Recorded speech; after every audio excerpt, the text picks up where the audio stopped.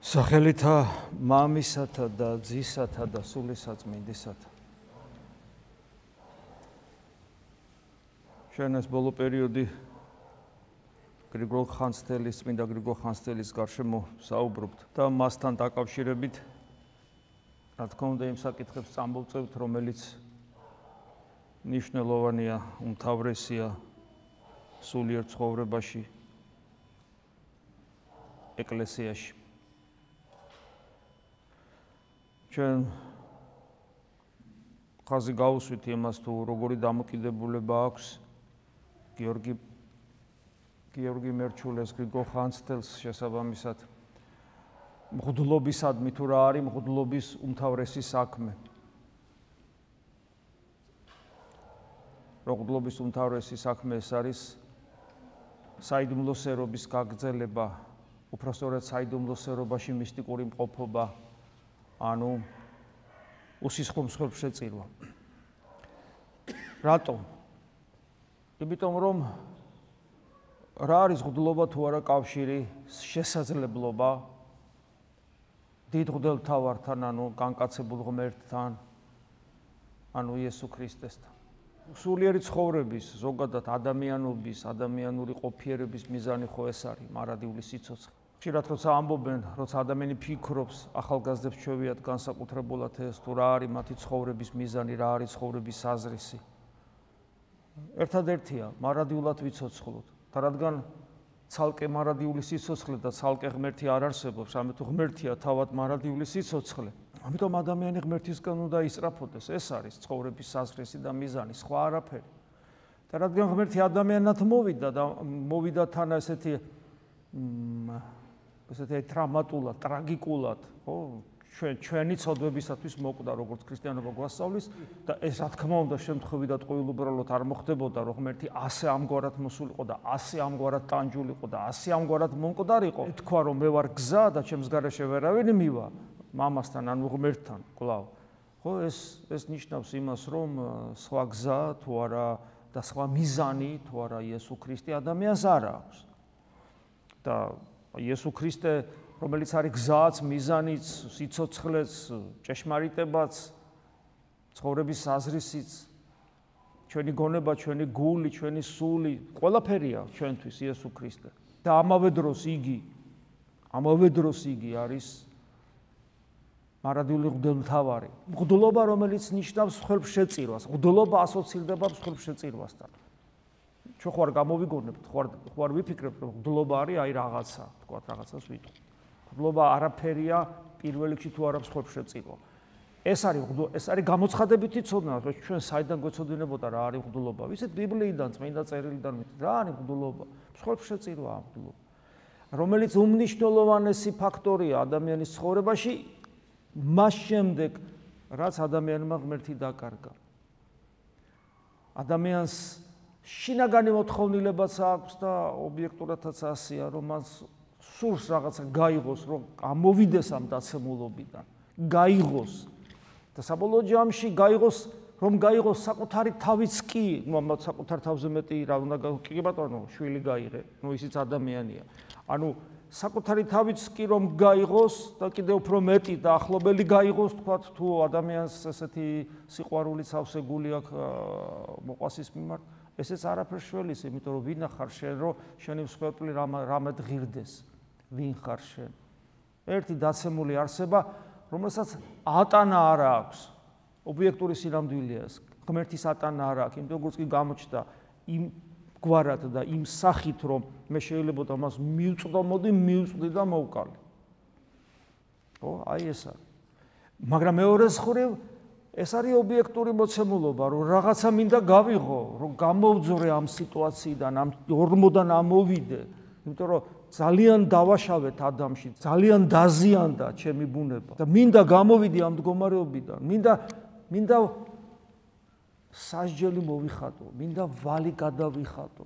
ესმით? და კიდევ ვიმეორებ, სხვა არაფერი რჩება თუ არა მსხვერპლშეწირვის. აი აქედან წარმოდგება სწორედ მსხვერპლშეწირვის აუცილებლობა, რომელიც ველახტკმაში მღვდლობას, ეგ იყო მღვდლობა, მსხვერპლშეწირვა. პირველი მღვდელი თავად ადამი იყო. და მე ვიცით, კაინის მღვდლობას ვიცით, როგორი იყო და აბელის და ასე შემდეგ. მაგრამ ეს არ შველის საქმეს. არ შველის. საკუთარი თავის კი რომ შეწირო, არათუ ხვარი და იქით ხვარის როგორ ყველა საუკეთესო ხვარი, ყველა საუკეთესო ხბო, აი რაღაცა ადამიანს რაც თავის ძვირფასი გაეღო. ნუ ღმერთი არ იწერავდა ადამიანს თავისთავად ცხადია, ხო? ეს ხო ღმერთია, რომელიც ჩვენი მამაა. თუმცა აი დამახინჯებული ცნობიერებით აღმოცენებულ რელიგიებში ჩვენ ხედავთ, რომ იქ ადამიანებსაც საკუთარ შვილებსაც წირავდნენ. რა საინტერესოა, ხო, აი წარმართულ სამყაროს საქართველოშიც არსებობდა ეს პრაქტიკა სამწუხაროდ. რატო უნდა შეეწირა ადამიანს მეორე ადამიანი და მით უმეტეს საკუთარი შვილი? ეხლა გასაგებია, რომ შეიძლება რა ვიცი, ყოველ შემთხვევაში შვილი არ ცხოველს უყვარს, კაცო, ზახს უყვარს თავისი ლეკვი და კრუხსი წილა და ადამიანს როგორ შეიძლება რომ ეს არ ყვარებოდა, ეთყობა აი ეს დამახინჯებულ ცნობიერებაში, დამახინჯებული რელიგიურობა, რომ ეს ყველაზე ძვირფასი გაეღო ღმერთისათვის. და ეთყობა აი აქედან გამომდინარე იყო ეს საშინელება, რასაც ბავშვთა შეწირვა ერქვა. რის წინააღმდეგაც ასე სასტიკად ილაშქრებდა ძველ აღთქმაში ღმერთი და ერთ-ერთი სასჯელი მათ წინააღმდეგ იყო ის, რომ ისრაელელები დედაბუდიანად ანადგურებდნენ ასეთ ადამიანებს, რომ ამოძირკულიყო მთლიანად ეს ცნობიერება, რომ შეიძლება საკუთარი შვილი შეწირო რაღაც ღვთაებას, რომელიც სინამდვილეში რა თქმა უნდა ეშმაკია. მაგრამ მეორე მხრივ ეს განწყობა მუდამ რჩებოდა. და ამიტომ მოდის თავად მოდის იღებს ადამიანურ ბუნებას, რომელიც არის უწმინდესი და უცოდველო და უწმინდესი თავისთავად ცხადია და მასე წმინდა ხილულ სამყაროში. ხა ქრისტეს ადამიანური ბუნების გარდა ხილულ სამყაროში ქრისტეზე დიდებული, ქრისტეზე წმინდა ხო არაფერი არსებობს და აი ეს ყველაზე წმინდა, ყველაზე უცოდველი, ყველაზე უბრალო, ყველაზე რომლის ერთი წვეთი სისხლის ფასიც არ არის მთელი სამყარო. ეს კი არა, ვინც ქრისტეს ერთგულია და ქრისტესთვის კვდება, იმის ფასი არ არის მთელი სამყარო, როგორც პავლე მოციქული ამბობს. შენთვის და ჩემთვის, რომ ჩვენ გამოსავალი სხვა არა გვაქვს, უნდა გავიღოთ რაღაცა, ვერაფერს ვერ ვიღებთ, საკუთარი თავით რომ გავიღოთ, არაფერს ნიშნავს, თვითონ მოკვდა და ამით მე მამართლებს. შენ გაღებული გაქვს სხვეპლი თეოდორე. რა სხვეპლი მაგ გაღებული ხელებს გავშლი. მე ვარ ეს სხვეპლი, რომელიც გავიღე შენს მაგივრად. შენ გაღებული გაქვს სხვეპლი და შენ გამართლებული ხარ. აი ეს ღვთელმთავრობა, ქრისტეს ღვთელმთავრობა ამას ნიშნავს. დიდებული რამეა, ხო? საპასუხისგებლო. და აი ახალი აღთქმის მღვდლობა არის გაგრძელება ქრისტეს ღვდლობისა. ასთან ბმაშია, ორგანულ კავშირშია. გესმით? აი ამიტომ არის ახალი აღთქმის მღვდლობა დიდებული რამ და ეს კავშირი ხილულათაც, ხელშესახებათაც, არსობრივათაც რეალიზდება ევქარისტიულ მსახურებაში. ამიტომაც ჩვენ ვკითხულობდით წინაზე, რომ თავარი საქმე მღვდლისა ეს არის ევქარისტიული მსახურება. ამის ვერ გაგება და ამის დავიწყება, ამის უგულებელს ყოფა მღვდელს ძალიან საწყალს საცოდავ და გროტესკულ მდგომარეობაშიც ამყოფებს, როცა ამას ივიწყებს.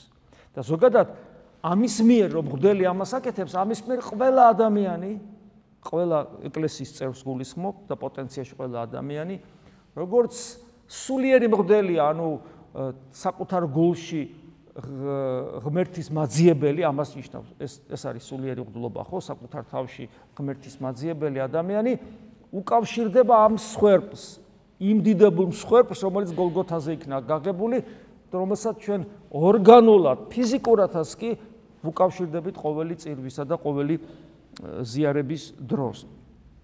ამიტომაც მარადიული სიცოცხლის მოსურნეთათვის ძალიან მნიშვნელოვანია კავშირი მღვდლობის ინსტიტუტთან. ამით ადამიანი უკავშირდება დიდ ღვთელმთავარს ქრისტეს და ეს არის სწორედ ეკლესიური ცხოვრება. ყველაფერი შესაბამისად ადამიანური ამ სიტყვის დიდი გაგებით. არა იმ გაგებით ადამიანური სისუსტის თვალსაზრისით, არამედ ადამიანური ამ სიტყვის დიდი გაგებით, რომ ჩვენ უნდა მარადილ სიცოცხლეში შევიდეთ, ანუ ღმერთში უნდა შევიდეთ, ყველაფერი ადამიანური, კიდევ ერთხელ ვიმეორებ ამ სიტყვის დიდი გაგებით, ყველაფერი დაუკავშირა იესო ქრისტემ მღვდლობას. მღვდლობის გარეშე არაფერი არ ხდება. ეს არის ძალიან მნიშვნელოვანი და აი ამას გვაწვდის თავის ცხოვრების წესით, თავისი ოფიერებით, თავისი დადებული შედეგებით და ნაყოფებით წმინდა გრიგოლ ხანძთელი. ყველაფერი მღვდლობას გადააბარა თავად მღვდელთავარმა. თვითონ გრიგოლ ხანძთელის სიტყვებია. სარწმუნო, ანუ სანდო მღვდელთათვის ესე უწყოდეთ, ვითარმეთ უფრო ის არს ყოველთა დიდებათა, სულიერთა და ხორციელთა. ანუ ყველაზე დიდებული რამ არის? სულიერზე და ხორციელზე, რატომ? რამე თუ ქრისტეს ნაცვლობა არის, ანუ ჭეშმარიტი ღვთისა. ქრისტეს ნაცვლობა არის ჭეშმარიტი ღვთისა, ანუ ჭეშმარიტი ღმერთის იესო ქრისტეს ნაცვლობა. ანუ მღვდლობა არის ქრისტეს მაგიერობა, ქრისტეს ნაცვლობა ამ სამყაროში. აი აქაც ჩანს მისი საკრალურობა, მღვდლობის საკრალურობა. საერთაშორისო მღვდლობის საკრალურობასთან დაკავშირებით ასევე ძალიან მნიშვნელოვანია სწორი სულიერი ხედვა. არის უკვე სხვადასხვა არასწორი ხედვები მღვდლობასთან დაკავშირებით. ერთნი ფიქრობენ, რომ მღვდელი უნდა იყოს უცოდველი, ზოგი ადამიანი ფიქრობს უცოდველი, საჭმელსაც არ უნდა ჭამდეს. ადამიანი არ უნდა იყოს, ადამიანური მოთხოვნებები არ უნდა ქონდეს. უცოდველი სიტყვა მნიშვნელობა არ იციან, რას ნიშნავს უცოდველი, არის ის ადამიანმა რას ნიშნავს სიტყვა წმინდა, არის ის ადამიანმა რას ნიშნავს ქრისტეს მღვდლობა და ფიქრობს, რომ მღვდელი უნდა იყოს უცდომელი, თავისი სიმართლის, თავისი სამართლიანობის გაგებით და ასე ზომავს სასულიერო პირს. მას თავისი სიმართლე, თავის საზომი აქვს, პირადი საკუთარი საზომი აქვს, რომელსაც თulis ერთადერთ ჭეშმარიტებას და მღვდლობას ზომავს ამ საზომით, აბა შეეშლება თუ არა. ეს პრობლემა რა თქმა უნდა არსებობს და ეს არის რა თქმა უნდა სრული გაუგებრობა და სიმა ვერ გაგება საერთოდ ქრისტიანობისა, მღვდელი არ არის უცდომელი და ეს იმდენად კიდე სახიფათოა, რომ უძლურებებს, რომელიც ყველა адам გარდაცოდვის ადამიანს აქვს უძლურებებს, რომელიც ქრისტესაც კი ქონდა, იმიტომ რომ მათ ჩვენდარი უძლური ბუნება მიიღო და ის განაღმრთო, უძლურებასაც კი ხშირად უთვლიან სასულიერო პირებს ცოდვა. თulis რომ წმინდა უნდა იყოს, ოღონდ მისი გაგებით ეს ნიშნავს უცდომელობას და საზომად საკუთარი სიმართლე აქვს. ეს ერთი მხარე და მეორე დესაკრალიზაცია, სრული დესაკრალიზაცია მღვდლობისა, როდესაც ადამიანი თვითმაზიარებელი ადამიანიც კი, რომელიც მღვდლის ხელიდან ეზიარება და აღსარებელი ადამიანი, რომელიც მღვდლის ხელიდან შენდობას ითხოვს ღვთისაგან და რო გაუჭირდება, იქ ლოცვას ითხოვს და ასე შემდეგ, მისთვის მღვდლის პიროვნება აბსოლუტურად დესაკრალიზირებულია. ის გამოიყენებს მას როგორც რაღაც საგანს და გადააგდებს. აი ეს დამოკიდებულებას არსებობს, ეს ორი უკიდურესობა, ანუ სრული დესაკრალიზაცია და მეორე მხრივ რაღაც უცნაური რაღაცა ხედვა უცდომელობის ვალდებულებით დატვირთვა სასულიერო პირისა, რომელიც მას მიაჩნია, რომ ეს არის რაღაც წმინდანობის ხარისხი და რა თქმა უნდა ყოველთვის გაწმილებული აღმოჩნდება ადამიანი, რომ რამე თუ არც ერთი მღვდელი არ არის უცდომელი და უცოდველი და ასე შემდეგ. ასე რომ ძალიან მნიშვნელოვანია. გარდა ამისა, როცა ადამიანი სულიერად ცხოვრობს, სულიერი ცხოვრება ღმერთის გარეშე არ არსებობს. სულიერი ცხოვრება მხოლოდ იმას გულისხმობს, რომ ადამიანს ღმერთის წმენა აქვს, ღმერთის შესახებ ცოდნა აქვს.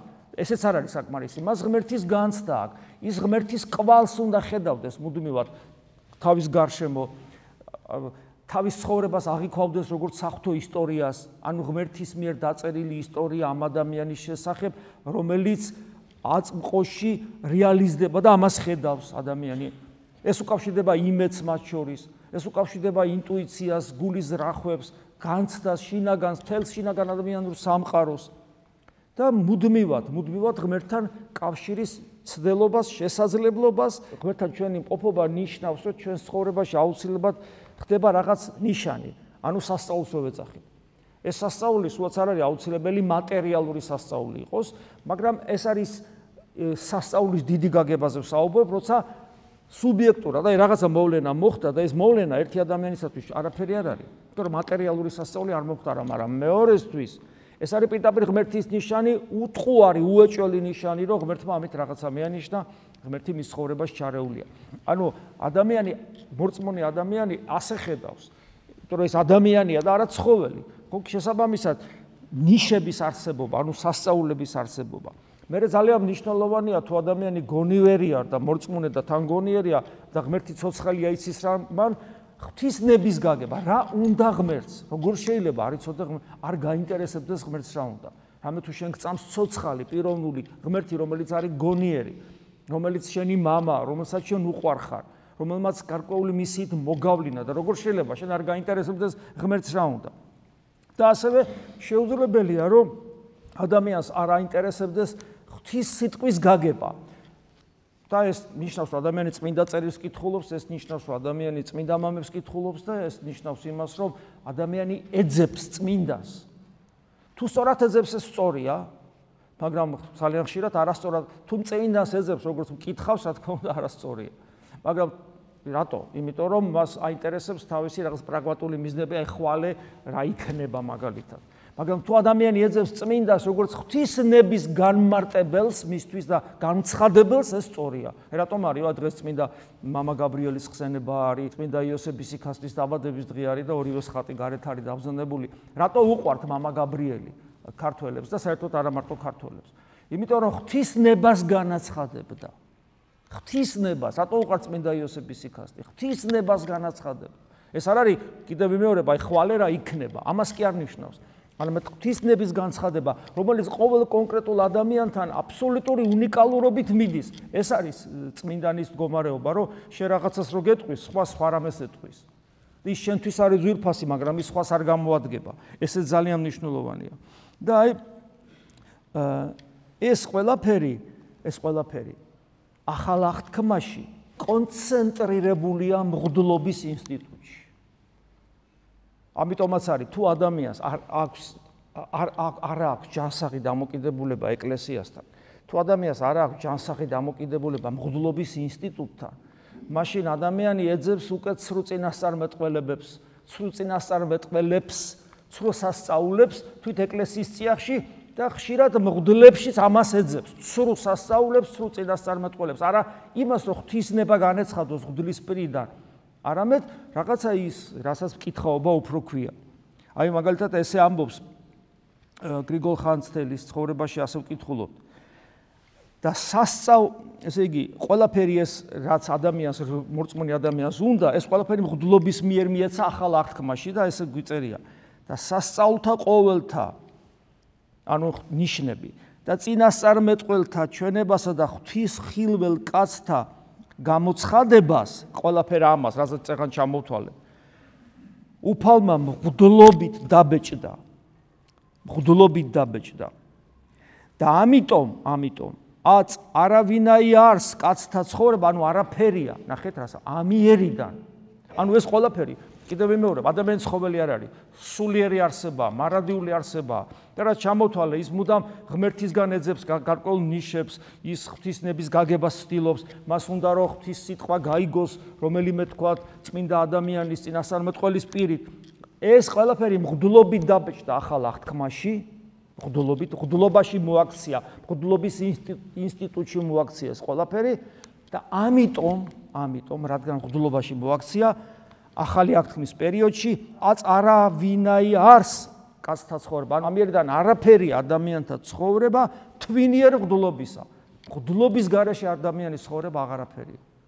მღვდლობის გარეშე აღარაფერია ადამიანის ცხოვრება, რომლისათვისაც პავლე იტყვის და პავლე მოციქულის სიტყვები მოყავს, ვითარმეთ ქრისტეს მიერ სახარებისაგან მეკშევ თქვენ, ადამიანი არც კი იბადება მღვდლობის გარეშე, მღვდელი შობს, რა თქმა უნდა ღმერთის მიერ. აი პავლე მოციქული ამბობს, პავლე მღვდელია, ხო?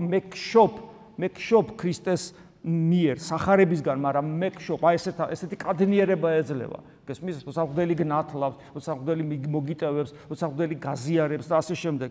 ქრისტეს მიერ სახარებისგან მეკშევ თქვენ და თავად უფალი ამბობს, უკეთ თუ ვინმე არ იშვეს მეორედ, არა მიიღოს წმინდა საიდუმლო, ვერ შევიდეს სასუფეველსა ცათასა. ანუ თუ არ იშვები, ვერ ცხონდები, ხოლო შობა ხდება მღვდლის მიერ. ქრისტეს მიერ სახარებისაგან მეკშევ თქვენ, ამბობს პავლე მოციქული. აი ეს ძალიან მნიშვნელოვანია და კიდევ ერთი ნიუანსი მღვდლის პიროვნებაზე ერთი სიტყვა მაინც უნდა ვთქვათ, ესე ძალიან მნიშვნელოვანია გრიგოლ ხანძთელთან დაკავშირებით.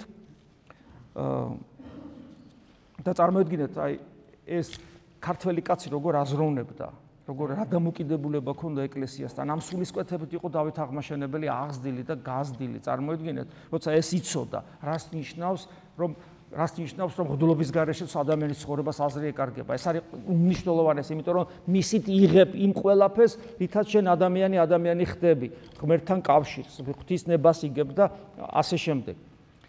მაგრამ რა პასუხისგებლობის წინაშე აყენებს ეს ყოველივე თავად იმ ადამიანს, იმ პიროვნებას, რომელიც ხდება მღვდელი.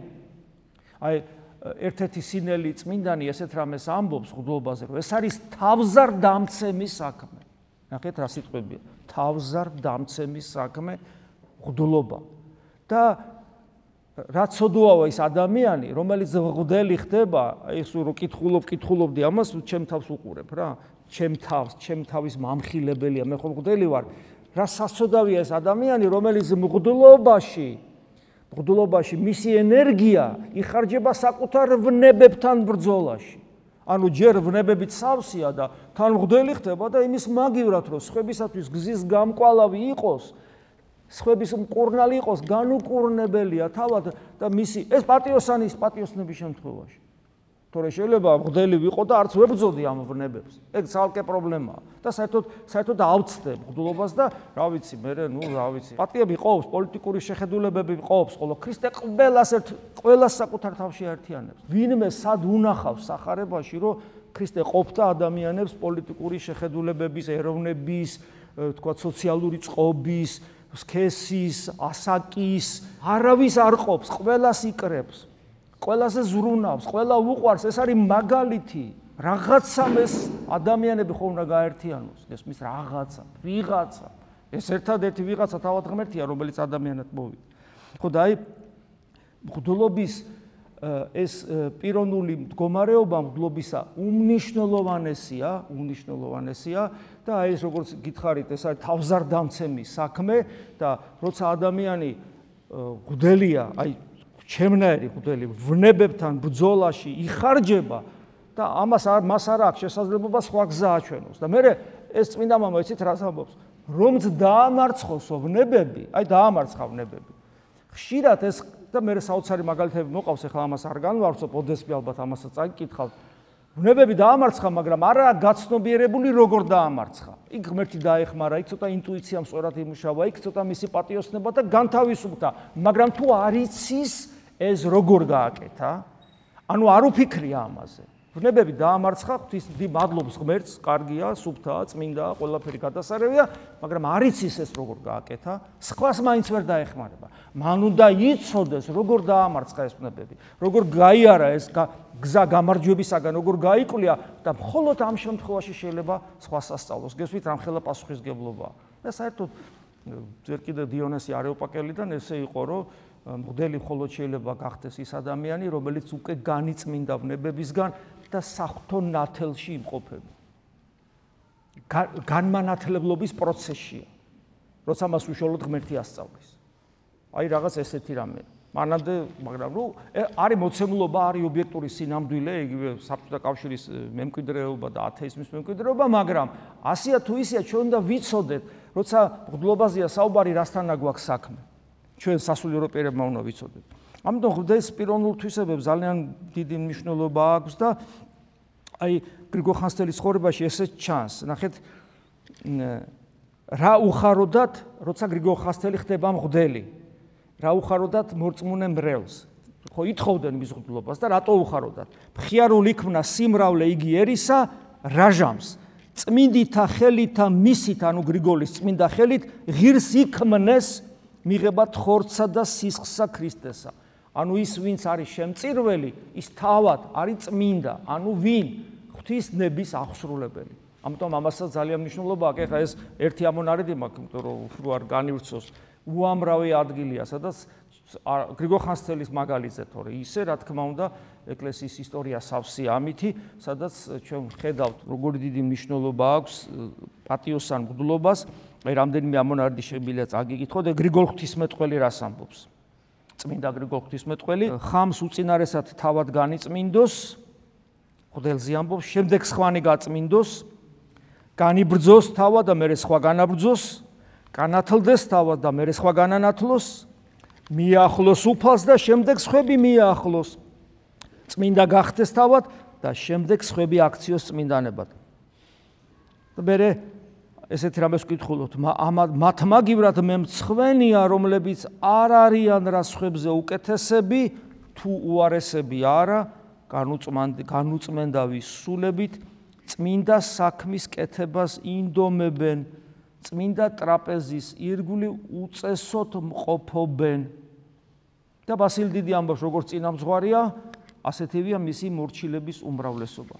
ეს ნიშნავს იმას, რომ ძალიან დიდი პასუხისმგებლობაა ჩვენზე მღვდლებზე, ჩვენ წმინდა გრიგოლ ხანძთელის სახით და თუნდაც დღეს ხსენებული წმინდანების სახით უამრავი მაგალითი გვაქვს იმისა, თუ როგორები უნდა ვიყოთ. რა თქმა უნდა, გასათვალისწინებელია ისიც, რომ რა ათეისტური წნეხიდან მოვდივართ და მორწმუნე მრევლიც უნდა თანაგზნობით მოეკიდოს მღვდლის საქმიანობას, იმიტომ რომ ჩვენ ყველანი გარდავიცვლებით და დამერწმუნეთ, რომ აი ამ შემთხვევაში მე და თქვენ ყველანი გარდავიცვლებით, მე გაცილებით უფრო დიდი პასუხისმგებლობის წინაშე ვარ, ვიდრე თქვენ და თქვენი ლოცვა ხშირად გადამწყვეტი იქნება იმისათვის, რომ მე თეოდორე მღვდელი ვცხონდე. იმიტომ რომ თქვენი სიყვარული, თქვენი მადლიერება, თქვენი ქრისტესთან ყოფობა რა გამამართლებს მე ცოდვილ მღვდელს ერთადერთი რამ ღვთისწყალობასთან ერთად, რომ ის ადამიანები, რომლებიც ჩემი მღვდლობის პერიოდში ქრისტეს ეზიარებოდნენ, ისინი ცხონდებიან და ეს რა თქმა უნდა ეს ღმერთისგან არის, მაგრამ ღმერთი მე ჩამითვლის ამას, რომ მაცხონოს და გადამარჩინოს მიუხედავად ჩემი ცოდვებისა. მაგრამ მეორე მხრივ ჩვენ ყველას გვაქვს ის ნათელი მაგალითები თუნდაც წმინდა გრიგოლ ხანძთელის სახით, რომელიც არ მოგცემს იმის საშუალებას ერმა თუ ბერმა დავიძინოთ, ესე იგი იმ ტკბილი ბრჭყალებში ძილით, რომელიც ბოლოს ძალიან გამწარდება. ამიტომ უნდა ვიყოთ ფხიზლად, უნდა ვიყოთ მღვიძარენი და უნდა ვცდილობდეთ, რომ თუ ჩვენ გვინდა რომ საკუთარი თავის გადავარჩინოთ და რწმენაში გავძლიერდეთ და რწმენა არ დავკარგოთ და მაგალითი ვიყოთ მთელი ქვეყნისათვის და მთელი ჩვენი ერისათვის, ვიყოთ ნამდვილი ქრისტიანები, გავაცნობიეროთ, რომ საკუთარ პირად პასუხისმგებლობასთან, პირად სიწმინდესთან ერთად სწორად უნდა ვიაზრებდეთ, რისთვის ავართ ეკლესიაში, რომ ეს არის მარადიული სიცოცხლისაკენ სწრაფვა, ქრისტესთან ყოფობა და რომ ეს რწმენა, რომელიც გვაქვს საჩუქარია ღვთისა და ძალიან დიდი გაფრთხილება ჭირდება, იმიტომ რომ მრავალს დაუკარგავს ეს რწმენა და ყოველთვის ჩვენ როცა გვაქვს, აი ახლაც თუ გვაქვს ეს რწმენა, იცოდეთ რომ ძალიან წვრილ რაღაც იმაზეა, აი თითქოს, აი ძალიან ფაქიზია, ძალიან მტვრევადია, ძალიან ადვილად დასაკარგავია რწმენა, იმიტომ რომ საკმარისია ღმერთმა წყალობა აიღოს, სამწუხაროდ ჩვენ არა გვაქვს ის გამოცდილება და ის მდგრადობა სიკეთეში, რომ ჩვენ ესე იგი რწმენა არ დავკარგო და არ დავგორდეთ იმ თიდან ქვასავით, რომელსაც დასასრული არ ექნება. დაგვიფაროს უფალმა წმინდა გრიგოლ ხანძთელის მეუხებით, წმინდა გაბრიელ სალოსის მეუხებით, წმინდა იოსები სიქასტის და ყოველი წმინდანის მეუხებით და იმ უამრავი ქართველი მოწამის მეუხებით, რომელთა ლოცვის წყალობითაც დღეს საქართველო ასე თუ ისე ფეხზე ყოფიერებს ყოველ შემთხვევაში და იმედია ფეხზეც მალე დადგება. ამინ. მადლი უფლისა ჩვენისა იესო ქრისტესი და სიყვარული ღვთისა და მამისა და ზიარება სულისა წმინდისა იყოს თქვენ ყოველთა თანა. ამინ.